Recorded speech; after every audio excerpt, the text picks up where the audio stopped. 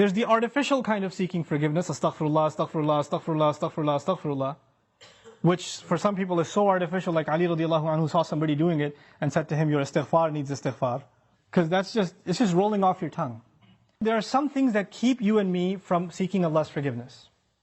It has to do with expectation. Some people deep in their mind have internalized that I have done way too much messed up stuff. Allah probably doesn't like me very much.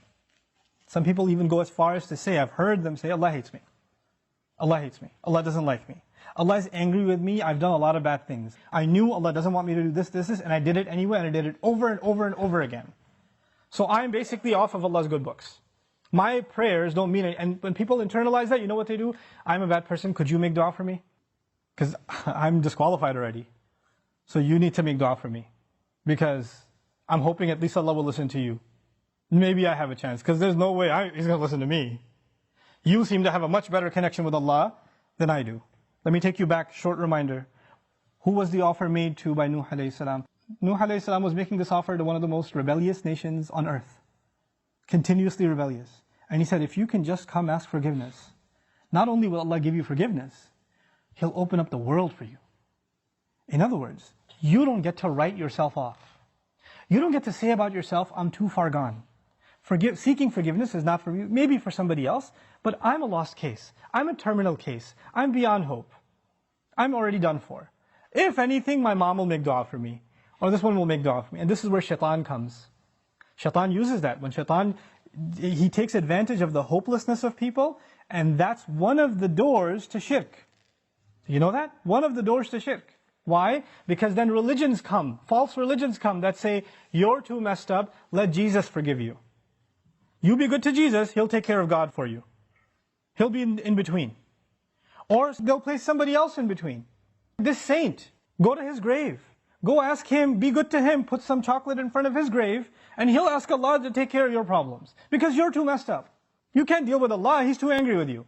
He, however, was in Allah's good book, so you go through him. This is how shirk opens up.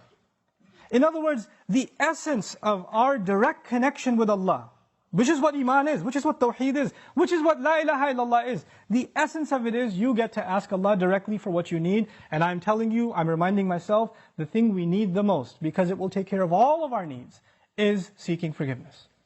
Now, there's a seeking of forgiveness by the tongue, and there's a seeking of forgiveness by the heart. Human beings tend to be defensive. If I criticize you for something, hey, I saw you said that. Why did you say that? I didn't mean it like that. You don't understand what I was going through. Excuse me. You don't even understand the whole story. Hey, I noticed that you did this. You get defensive immediately.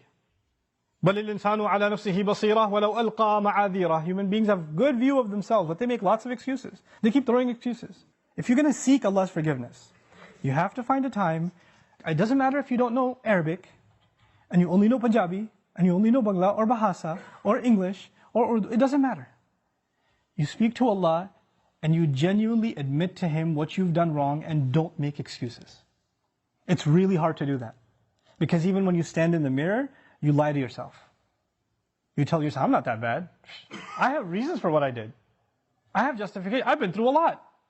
But when you're going to come in front of Allah, you have to forget about justifying. Because all of your justifications, He knows them already. He knows what you were going through. He knew it was a tough time. He knew that this was overwhelming you, that was overwhelming you. I was under a lot of stress, Ya Rab, that's why I drank. Don't give Him the reasons. He knows your reasons better than you do. You need to come to Him openly, without any filters, without any hesitation, with no guard, with no shame. You're embarrassed to even admit this to anyone until you completely, openly admit to Allah how messed up you've been and how you've messed up. Completely openly. And as you do it, let me tell you, as you start verbalizing those things, I would be hard-pressed to think tears are not going to roll down your eyes. It's impossible for a human being to open up so vulnerable before Allah, before anyone, and especially Allah, to open up so much and then not believe, not have tears roll down their eyes. Because it's a moment of weakness.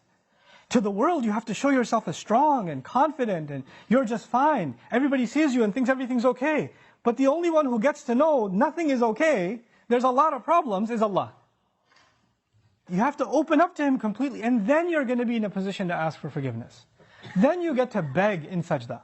Then it turns into something else. Then it's not just astaghfirullah, astaghfirullah, astaghfirullah. It's a real conversation with Allah.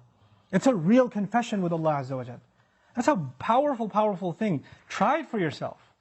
You have to find time alone to yourself. You have to make sure nobody else is listening. You can't even do it in the middle of the night. You get up from the bed, the wife is still in bed, you sit on the side of the bed, Ya Allah, forgive me, and she's listening. You can't do that. Be in the car by yourself. Doesn't matter. Be somewhere alone. This is just your time with Allah. Your alone time with Allah. And verbalize it. Hear yourself say it. There's one thing to just whisper it. And if you're just going to memorize a bunch of du'as in Arabic and you don't even know what they mean, and just recite them, if you're going to keep doing that, and those du'as are beautiful, they're powerful, but if your heart isn't speaking them, your tongue is speaking them, then you're not seeking istighfar yet.